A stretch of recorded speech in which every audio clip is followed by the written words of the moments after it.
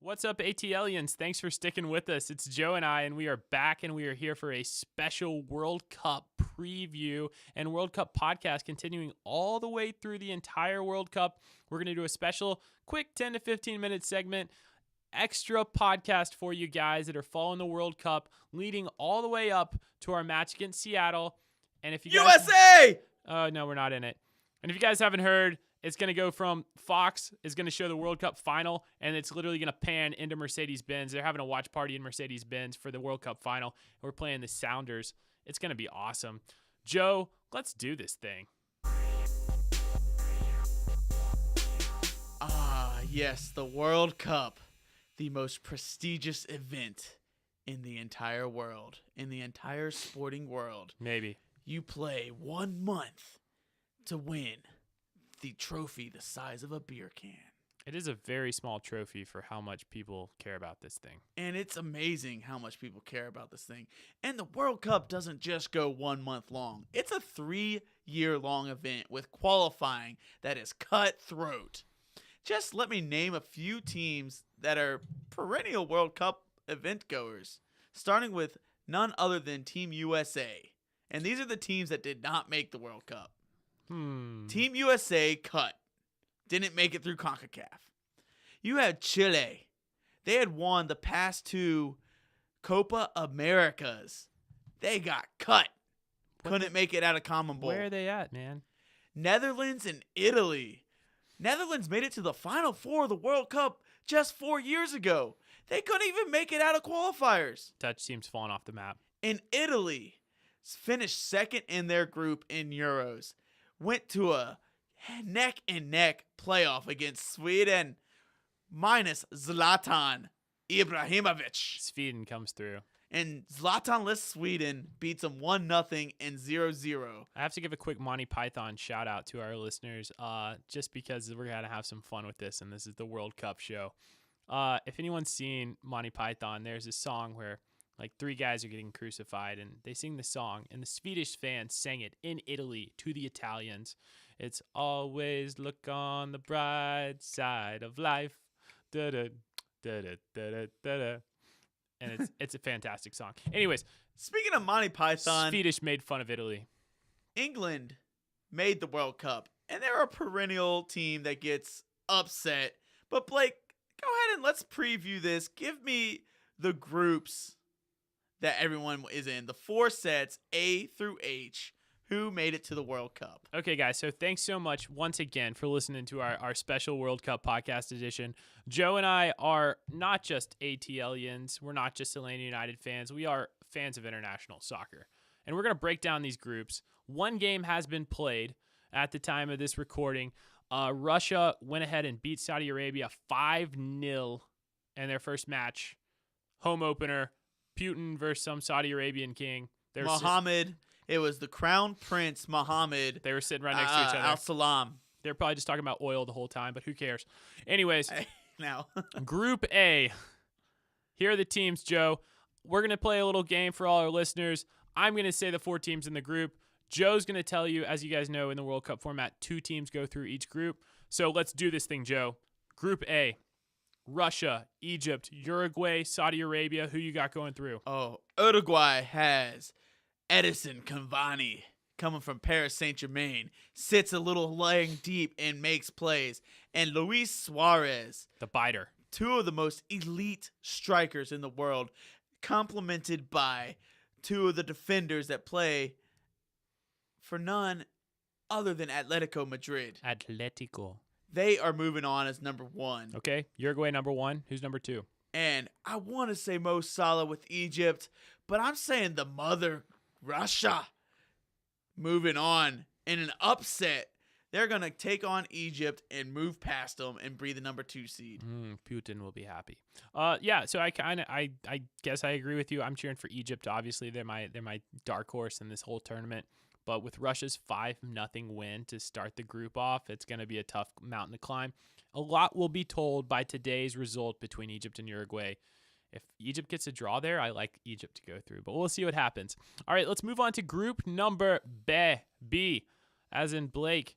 as in my name. We got Portugal. We got Spain. Portugal. We got Morocco. Morocco's actually on a 10-match unbeaten streak. And we got Iran. Who are your two teams to go through? This is a pretty much cut and dry. I know Morocco might cause some strife, and Portugal is a team that very much likes to tie.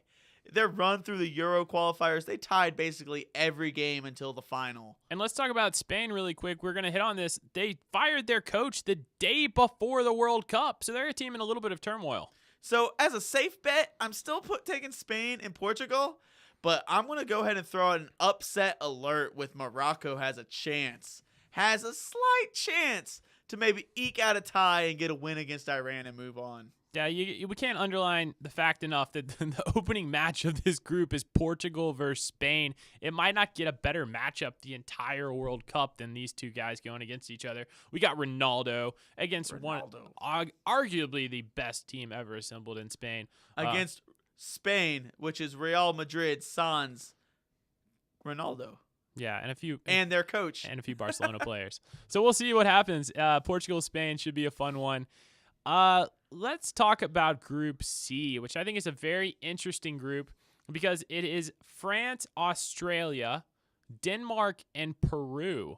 France seems to be a lock to get through. Maybe I'm jumping the gun. Joe, who's the second team in? France is a top 4 team and just uber talent amongst them. All young, too. Now, this second tier with Australia, Peru, you mentioned Morocco hasn't lost in 10 games. Peru hasn't lost since November of 2016. They went on a tear to get through Common Bowl, tied or won every single game. And they did very well at the 2006 Copa America. So I'm throwing Peru out there. Wow. Denmark has Eriksen from Tottenham and a couple other decent stars. There's some good Danes out there. But Peru is a resilient South American squad that is going to make it through. Okay, France and Peru. I like the Aussies in France, but we'll see what happens. Let's go to Group D. This is a fun group. I really like this group because I think, in my opinion, this is a potential group of death because I think these are 4 really fun teams to watch. We got Argentina with Lionel Messi. The GOAT. We got Iceland, which was the stars of Euro, and what ATL United stole our ATL chant from was actually the Icelandic Viking Thunderclap. The Thunderclap. We got Croatia, who has one of my favorite players on the defensive side, Dejan Lovren. But they also have some excellent players, Luka Modric. And Kovacic from 2 Real Madrid midfielders. And Ivanovic from Barcelona. Don't sleep on Croatia. And then we got Nigeria, who don't sleep on Nigeria. They made it through Africa, which is an incredibly tough group. You can't sleep on Nigeria incredibly just because athletic. Nigeria's kits for the World Cup are easily fire. One of the best. They're top 3 for sure. Okay, pick 2 teams, Joe. So before this all came out, I think Argentina, who is a team so talented, Lionel Messi, Angel Di Maria, Higuain, Sergio Aguero. They got so much talent, but they struggled through Common Bowl, and they are so pressured. This could be the team of one of the perennial powers upset by Iceland, the Thunderclap. Let's hear it. And What's Croatia. your 2 teams? What's your 2 teams, I'm Joe? picking Croatia and Iceland. Wow. Bold predictions from Bold. ATL Joe. He says Argentina goes out in the group stages.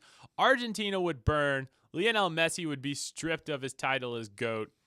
I don't know if I want to see that. That could be disaster, but I love the Icelandic clap. So, yeah, let's go all the Suns in Iceland because everyone's last name ends in Sun. Iceland, that's a good point to reference. 22 of their 23 players end in SON. Like I said, I'm cheering for all the Suns out there. Group E. This is going to be our 5th group of the World Cup. We got Brazil. Maybe the favorites of the whole tournament. Just an incredible squad. Switzerland. Costa Rica and Serbia. Who you got, Joe? I've got Brazil, and the most underrated perennial power in the group is Switzerland. I think that they have a chance to beat or tie Brazil in game 1. Serbia has a good shot at making some noise, Yeah. but I don't think they quite have enough to get over Switzerland, who is a very strong underdog team. Xherdan Shaqiri. He's been solid player. And some Xhaka. Yeah, Granit Xhaka. Okay, so you like Brazil and Switzerland going through in Group E. Let's go on to Group F. We got, and this is another pretty fantastic group. We got Germany. We got German Deutschland. We got Mexico, Sweden, aforementioned, and always on the bright side of life, we got the Korea Republic. Who you got, Joe? Well, the Germans are going to win every single game in the group with 3 wins, going out clean, and they're going to make another run to the championship. 9 points. I don't know if they're going to win it, but they'll be in the semifinals again. Okay. And then I was going to say Mexico, but they're going to be a little distracted by all the hotties in the stands and maybe see if they can cost some money to come home with them. Oh, yeah, we got a little scandal in Mexico that's not safe for work, so we'll leave it at that. But if you guys want to Google Mexican scandal with the national soccer team, just Google it. You'll find out. Yeah, but who do you have coming out of that group? I like Germany and Sweden. I just can't cheer for Mexico. Well, Sweden's the team that beat Italy to get here, so now they have a chance to prove themselves. Always look on the bright side of life, and don't forget, you guys should all watch the Monty Pythons. They're fantastic. Let's move on. Group G, as in group. We got Belgium, Panama, Tunisia, and the aforementioned perennial choke artist, England. Who you got going through, Joe? And what a group this would be if England, who's got one of their best teams in a long, long time, a lot of young talent. If they were to choke against either Panama, who I think is the worst team, including Saudi Arabia, in this whole World Cup. Whoa. Or Tunisia, who's only a tick or two above Panama, especially since they lost their number 1 striker of the tournament. Dude, how can you hate on Panama when they are arguably the greatest song of all time from Van Halen? Panama. That's not what they say. Panama. Is that what they say? That's the song. Oh, wow. Van Halen throwing it back to a bunch of 80s hair metal favorites. Okay, who you got, Joe? Oh, that's the easiest. Anyone that's not named Panama or Tunisia is advancing through this group. Okay, so Belgium and England go through Group G. That brings us to our final group of Joe and Blake's ATLians United Podcast World Cup preview. It is Group H, and it is an interesting group. Colombia. Joe's kissing his badge. He's wearing a Colombia jersey. I think he's a Colombia super fan. I am from Colombia, but not Colombia. Columbia, Georgia, South Carolina. South Carolina. There's a Columbus, Georgia. And so I don't have my USA team to root for, so I'm going to root for my Colombia, my hometown. Here's what we got. We got Colombia, we got Senegal, we got Poland, and Japan. This could be another group of death. These are some good teams. Now, I like Poland a lot. They got Robert Lewandowski, who I am going to go ahead and say is the Golden Boot winner of this World Cup. Wow, so he must be getting through the group stages. He is going to score at least 7 goals. Wow. Maybe in the group stages alone. Wow. But I still have Colombia winning the group. So who you got? Who's the 2 teams? Colombia and Poland. Okay, I know that this is Joe picks 2 teams to go through. I'm just gonna disagree right now. I think it's got to be Colombia and Senegal. Oh, Sadio Mane. Mane. Mane. Da, and Keita Balde. That's what I was getting at. Yeah. I don't even know how to say his name. It's like 3 parts. It's like Keita Balde Diao. He is fantastic. He plays on the wing with Sadio Mane. And then they have speed. They have a bunch wins. of strikers up front. I was playing FIFA. There's a new World Cup release out for people that play FIFA 18. It's got all the World Cup teams in it.